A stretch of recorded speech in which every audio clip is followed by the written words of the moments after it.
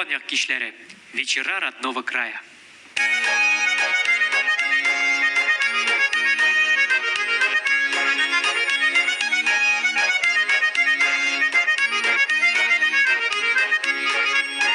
Bir kız miken, bir kış miken, sayrı üstürü.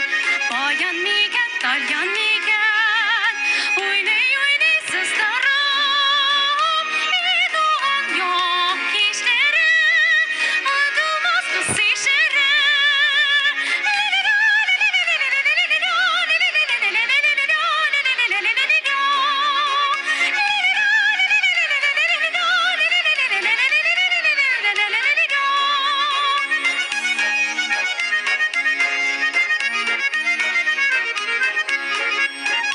Yıldız yok da ay nurları doğan yok gönülde. Doğan yok da jır işitse muğu kulu gönülde.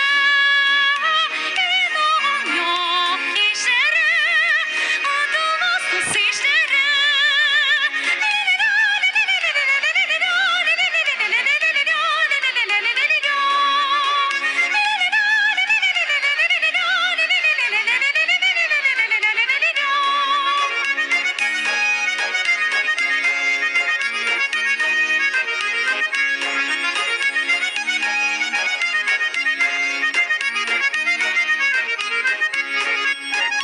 Doğan yoğam zengin kişim, zengin yeşik yıllarım.